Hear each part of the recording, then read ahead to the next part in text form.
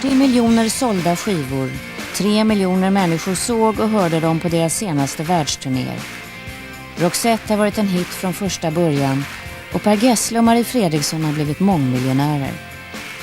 Men det är inte pengarna som driver dem, säger de, utan musiken och känslan av att stå på scenen inför tiotusentals entusiastiska fans.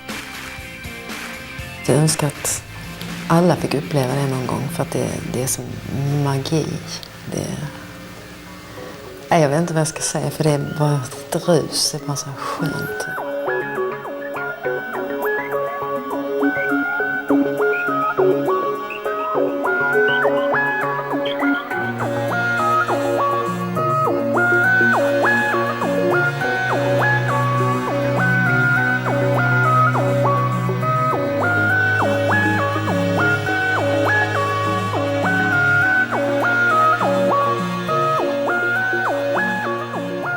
Roxette är tillbaka med en ny skiva. Istället för en konsertturné åker de på PR-turné. Per Gessle har bantat ner sig 14 kilo och Marie Fredriksson är vältrimmad. Väl medvetna om att det förväntas att de ska vara personliga ska de samtidigt dra gränsen för privatlivet. Minsta felsägning kan bli en kvällstidningsrubrik.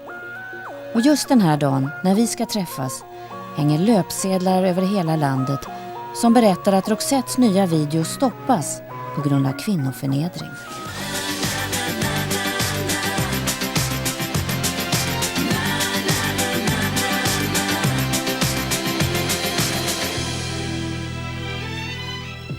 Man kan säga att ni, när det gäller uppmärksamhet, har ni fått en rivstart. Just idag så har Expressen kvinnoförnedrande sexscener i Roxettes nya video. Nu stoppas den i tv. Jag tycker det är stormigt vattenglas. Jag tycker det är... Alltså det är rätt intressant. Den visades ju i TV4, Godmorgon TV4. Jag vet det, Godmorgon-TV. Och det var ingen som sa ett ljud om den. Och sen har du sett TV, tror jag det var, som bestämde sig för att inte visa. Då går Expressen in liksom och blöser upp det här. Jag tycker det är lite fånigt.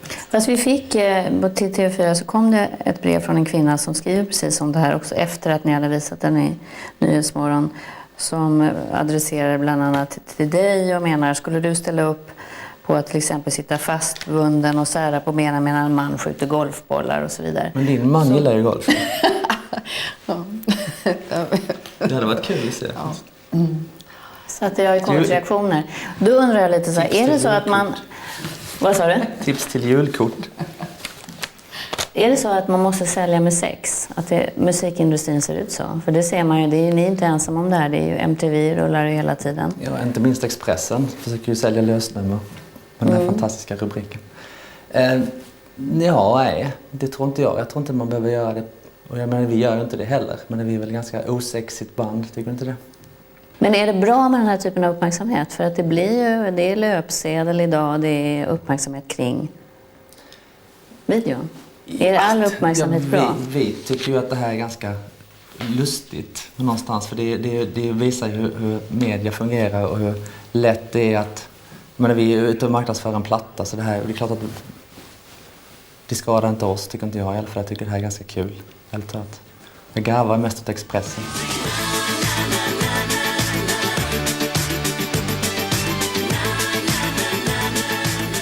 Roxette beskrivs som ett band där Marie Fredriksson, men framförallt Per Gessle, har full kontroll. Per Gessle sitter med i 9 styrelser till företag som han helt eller delvis äger. I finans- och affärstidningar beskrivs han som en skicklig affärsman. Det här är ju en stor exportprodukt, Roxette. Det är massor med pengar och massor med människor.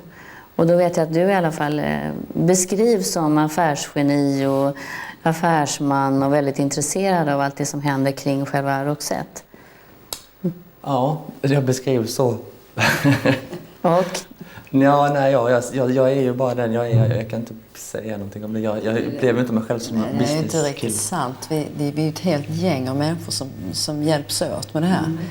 Det är liksom, vi har manager, vi har vårt skivbolag, vi är flera stycken som fattar beslut hela tiden om hur vi vill ha det, hur vi ska lägga upp, planera till exempel en PR-turné. Så att det är ju inte bara att Per sitter där bakom direktören för Roxette. Vi har ju haft en fördel med Roxette. Det är att när vi slog igenom 89 så var vi ju, Maria är ju mycket, mycket äldre än jag då. Men jag var ju 29 och du var ju då oändligt mycket äldre. 30 ja. Vi hade faktiskt hållit på i 10 år i Sverige, så att mycket av de här grejerna som vi kunde ganska mycket. Vi kunde hur förlagsbranschen fungerar, hur skivbranschen i sig fungerar när vi slog igenom. Och det är ju ofta det som artister torskar på liksom, att de är 22 bast eller 19 bast och inte har en aning om någonting utan signar bort sig hit och dit. Så vi gjorde ju alla våra misstag i Sverige, om man säger, när vi var unga. Så det drar vi en himla nytta utav när vi gick vidare sen. Det är kanske därför folk... För du sitter ju då där du antingen helt äger eller är delägare i bolag där du sitter i styrelser, ganska många styrelser. Det här är ju liksom en annan del. Musiken har ju idag blivit väldigt mycket så. Det är ju som ett affärsdrivande företag. Absolut, ja. Och det här, och sist, alldeles nyligen hörde jag dig nästan lite förneka att du är både intresserad och rätt bra på det här. Ja, men passar det inte in i imagen när man är... absolut. Det är bara att jag tycker inte att jag är speciellt bra på det här. Men jag är helt beroende av både de här människorna som Marie berättar om. Så jag tycker inte att jag är någon sorts... Jag framstår ofta i de här tidningarna, Dagens Industri, som någon sorts businessklippare. Liksom. Jag är väldigt långt ifrån det. Och det var det mest det jag garvar åt, tycker jag. För det är inte riktigt jag. De som känner mig vet att inte det är riktigt jag. Men det är klart att vi är väldigt måna om hur våra kontrakt ser ut och att det blir som vi tycker det ska vara. Liksom. Men det är så svårt att få en skala i färgerna där på något sätt som är prioritet. För jag har alldeles nyligen varit och intervjuat Ingvar Kamprad som är Ikeas grundare. Och han talar ju väldigt entusiastiskt. Det är hans drivkraft. Han tycker det är jättekul med kreativiteten, men pengarna är en drivkraft för det är liksom att se kapitalet växa så det blir nya varuhus. Och pratar man med folk i er bransch så är det lite fult att tala om att man tjänar pengar och att det finns sådana drivkrafter. Ja, men vi tycker inte att det är fult att tjäna pengar och det är klart att det är en drivkraft också, men det är det jag säger, det är så svårt att få nyanseringar i det här, för att säga, om jag skulle säga att pengarna är en drivkraft så kommer Expressen skriva imorgon att pengarna är den enda drivkraften, eller hur? Utan det är klart att det är en drivkraft, pengar ger oss en otrolig frihet och en möjlighet att leva ett väldigt bra liv. Men ändå, om du försöker hitta kärnan till det här så är ju faktiskt kärleken till popmusik och till musik. Det är det vi kommer ifrån. Min relation till popmusik är ju exakt likadan som det var när jag var 6 år och lyssnade på Hepstars. Är det härligt att tjäna pengar? Det är klart. Det är liksom en dum fråga tycker jag faktiskt. Jag minns ju den tiden när man en gång började när man inte hade de pengarna. Hur man liksom hela tiden fick vända och vrida på slantarna. Eller det där planera, det där kan jag inte köpa, men det är det där för jag avstå ifrån. Men det har ju förändrats med åren. Att man har blivit egentligen mycket slarvig. Eller jag i alla fall, jag ska prata för mig själv, absolut inte andra. Men jag har blivit mycket mer kul, alltså slösa på ett annat sätt. Att man kanske...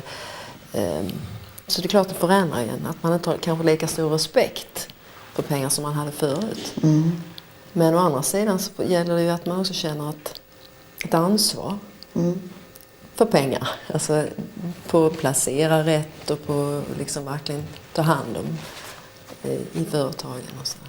Så att det sköts rätt och så. Det är viktigt. Ja, pengar är ju en sak som har förändrat era liv väldigt mycket. En annan sak är ju den här känslan av att stå på en scen. Om man tittar på de bilder från konserter, framförallt utomlands ifrån, att bli bekräftad. Man kan väl knappast bli mer bekräftad av många människor än att stå som ni gör. Förändrar det? Har det förändrat er? Det kan ju bli nästan som ett behov att få uppleva det där. Ja, det förändrar ju en i yrkeslivet då. Man blir mycket säkrare i det man håller på med. Men om det förändras som människa, det vet jag inte. Jag har alltid tyckt att när du går upp på en scen eller när du går in i en studio och sjunger någonting eller presterar någonting, så går du in i en roll på något sätt.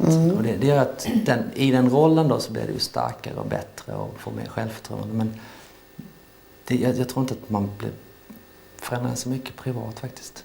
Jag önskar nog att det var mer så. Vad är det för känsla i dig då när du står där inför de här? Ja, men då det är ju fantastiskt. Ja. Det är ju en oerhörd... vi många gånger vi har tittat på varandra på scen och undrat om det här verkligen händer. Liksom. Man står någonstans i en stad som inte man kan stava till ens. På en annan världsdel och spelar The Look eller It Must Have Been Love. Och 40 000 människor sjunger den, kan texten bättre än Marie. Så det är fantastiskt. För du har ju beskrivit en känsla av att du är två olika personer och när du går in där på scenen då blir du någonting helt annat. Det är helt fantastiskt. Det är svårt att beskriva den känslan. Jag vet, jag har sagt många gånger att jag önskar att alla fick uppleva det någon gång för att det är som magi. Jag vet inte vad jag ska säga för det är bara ett rus, det är bara så skönt. Och ändå har ni båda sagt att man måste ta en paus från det, ni gjorde det. För att det blev till slut för mycket. Det var för att vi hade hållit på och rest och släppt plattor och turnerat i 7 år i sträck. Så vi kände att vi måste ta en paus. Plus att jag fick Josefin och sen Oskar och sen Per fick Gabriel. Så att barnen måste få plats och familjerna och man måste liksom landa i det i lugn och ro. Liksom. Så att det var nödvändigt. Och väldigt skönt faktiskt. Nu har ni fyllt 40. Marie är äldre. Ja, jag vet. Hon är mycket äldre än vad du är. Men rockimagen är ju mycket det här att man ska vara evigt ung, tuff, ha liksom sprit, sex och rock'n'roll. Och ni är nu stadgade med barn, sprit, sex och småbarnsföräldrar. överlåter vi till Jonas Åkerlund. Ja, men just det. Det har vi tagit upp. Är det problem att man måste ha den här imagen kvar på scenen? Det är ju en risk för att man blir patetisk. Man kan inte gå omkring med ölmage om man ska vara frontfigur som han är. Då får man ju träna då, lägga om sin kost. Och det gör ni. Ja. Du har ju tappat ganska många kilon. 14, 15 eller vad är det? Är det just därför att man inte vill... Ja, nej. Men jag måste sköta sig. Jag är ju bara lite yngre än Marie så jag får tänka på vad man är. Men det passar inte Per att vara tjock. Det skulle vara jättekonstigt tycker jag. Det är liksom... Men det är ganska typiskt jag tror jag. Jag bestämmer mig för det så gör man det. Men det är det som är så häftigt med Per för han väljer liksom bestämt sig för att fokusera på en sak så du gör det hela vägen 100% och det blir alltid bra resultat. Alltså det är så härligt att se. Och det är likadant när vi jobbar ihop. Det blir så lätt. Smidigt men du måste väl vara rätt målinriktad också om du ändå har egen karriär och den här. Ja, men jag är nog mer... jag tar lite längre tid på mig och liksom... jag vet inte, vi är rätt olika där ändå tycker jag. Marie är mycket mer så här. Jag är mycket mer liksom så här. Nej, men jag liksom... Du kan vara sådär jätte... down and out med din självförtroende och sen så nästa dag så är du rule the world liksom. Ja. Och det är inte alltid på topp eller? Nej, men jag är inte riktigt jag kanske inte riktigt så, men jag tror till och med att du kan vara ännu mer målmedveten än vad jag är när du toppar liksom. Jag är lite jämnare så här. Jag är lite så här, lite lägre och inte riktigt lika. Men du har 2 barn och jag vet när jag intervjuade dig för några år sedan så önskade du väldigt mycket att Per skulle skaffa barn så att han skulle förstå. Ni skulle bli lite mer lika, lite mer jämlikt och din önskan gick i uppfyllelse. Ja. Det var jättekul. Ja. Ingen var gladare än jag när jag fick höra det beskedet. Vad hände då? Blev det mer förståelse från? Ja, men det blev givetvis. Allting blev mycket lättare liksom, och man kommunicerar på ett annat sätt. Liksom. Man förstår varandra när man kanske någon dag jag hinner inte här för du vet Oskar inte sovit på hela natten eller visst eller vice versa. Förstår man precis så Per känner sig med om det har varit någonting eller de är sjuka eller det är klart att det blir lättare att förstå varandra. Du var rätt kaxig där i början kommer jag ihåg. Jag ska inte byta blöjor och Åsa får ta hand om alltihop och jag ska sova. Anka och det. Nej, men jag tycker att vi pratade om det här om dagen. Jag tycker att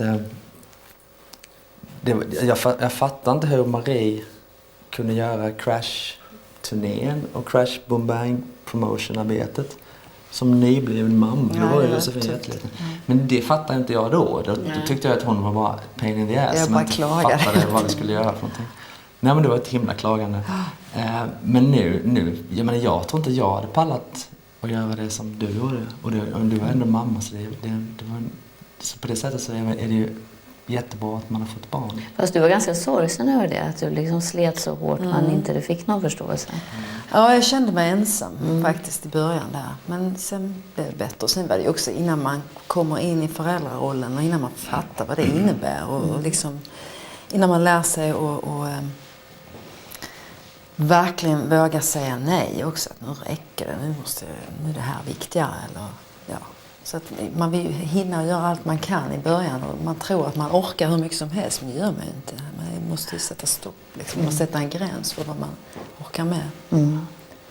De som vi har pratat med som känner dig nära säger att du har förändrats väldigt mycket. Har han det? Ja, Hur då? Har han det? Nej, men det är klart. Du har ju blivit mycket, framförallt mycket coolare, mycket lugnare, mycket känsligare, mer lyhörd. Det är rätt bra. Jag tror att du inte ens brydde dig om när Gabriel stod och dreglade i din Ferrari. Du som annars dammsög den efter varje... Ja, men där finns en sorts gräns där, tror jag, vad man kan ta. Nej, alltså jag känner väl också att man förändras ganska mycket när man får barn. Man får en annan syn på livet. Man blir mjukare på något sätt. Man blir lite mer rädd också, tror jag, för man har så mycket att förlora helt plötsligt. Innan så är det så mycket... Man tänker mer på flygresor och olycksrisker och grejer. På med säkerhetsbältet för Guds skull. Liksom, mycket sånt som inte man har brytt sig om innan. Men när ni skulle göra den här inspelningen, då blev det mer anpassat till det här. Ni jobbar inte dygnet runt. Nej, jag jobbar helt annorlunda. Ja, förr i tiden, jag kommer ihåg när vi spelade in Look Sharp. Det fanns en låt med en platta som heter Soul Deep. Det sångpålägget är gjort så här 3:30 på morgonen och sånt där. Det skulle ju aldrig hända idag att man skulle orka något sånt. Då jobbar vi i princip dygnet runt. Nej, men sen ringde man till Café Opera så där vid 1:15 och bad dem hålla baren öppen lite så här, så man kunde ta en liten pilsner på vägen hem så här, vid 3:30 tiden. Nej, det är helt annorlunda. Saknar du det? Nej. Blev det bättre om man jobbar på det sättet?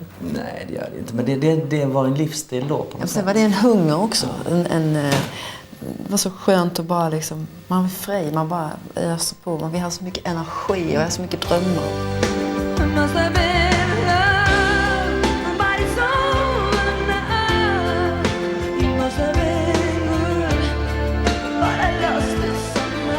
I vintras fick Roxette en utmärkelse för att låten It Must Have Been Love spelats 3 miljoner gånger i amerikansk radio.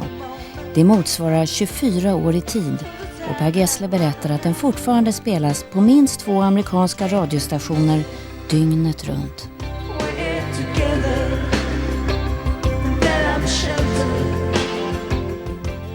Hör du direkt att det här kommer bli en Hit? Ja.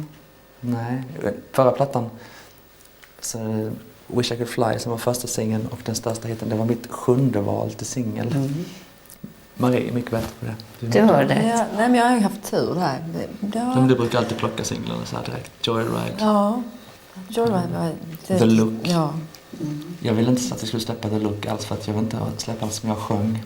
Jag stod inte självförtroende för min röst på den tiden. Var det så? Och jag var Helt chockad. övertygad att det Alltså var det en som var... Jag tyckte det var Guds straff till mig att ödets ironi då, att det låter vi slå igenom att jag sjöng den. Tyckte jag var jättekonstigt. Ditt sätt att hitta slingorna då, är det ett sätt att liksom gå och lyssna in och tanka och lägga dem, lagra de här slingorna? För det är melodislingan i de här låtarna som är så oerhört viktig att den fastnar. Ja, det är mitt sätt att skriva musik, på gott och ont. Men jag kan bara skriva musik som är melodisk och som har tydliga melodier.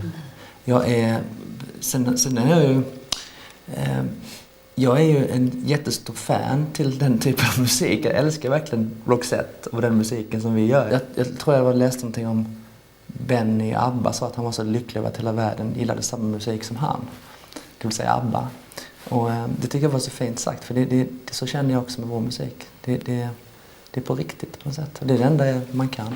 Jag kan inte göra hiphopmusik. Eller... Ni två beskriver ju ofta era liv väldigt positivt. Ni är sådana här lyckade på alla sätt, så får man en sån här känsla av. Ni pratar väldigt positivt om dem ni lever med. Du och Micke och du och Mosa. Ni lyfter upp de personerna. Ja, men de har ju fått stå ut också. De har ju fått ta väldigt mycket. Svårt att leva tillsammans med er framgång? Nej, det har de absolut inte haft. De har klarat det fantastiskt bra. Men ändå, det är mycket tack vare dem att vi är bra. Att vi klarar det här. Att vi får ju sånt stöd hemifrån. Då kan vi ju också vara bra på det vi gör. Så att de har ju verkligen stor del i Roxettes framgång. Barnen då, hur har de tagit det här? För det är inte så lätt att ha föräldrar som alla känner att de har en relation till. Eller är det kul? Gabriel och Oskar är väl lite för små ännu, men Josefin har jag ju känt av senare år, eller sista året kan man säga, att hon kan bli trött på om vi går ut och ska shoppa eller så, att det kommer folk fram hela tiden och hon liksom tycker att han kan väl få vara i fred. Eller hon kan tycka det är jobbigt. För man kan ju välja att inte bo här. Ja. Men ni har valt att stanna här och skatta här. Jag läste någonstans du skattade något år 29 miljoner eller vad det var. Synd om mig. Känner du så? Nej. Men det finns ju många som gör tvärtom. Att de flyr skatterna i Sverige. Mm. Nej, ja, men det är ju ett val du gör. Vi trivs bra i Sverige. Det enda man inte trivs med i Sverige, det är att det är långa vintrar. Fingrarna spricker, det är så torrt. Ni har aldrig funderat på att bo utomlands? Jo, jättemycket faktiskt. Det där är bara en tidsfråga.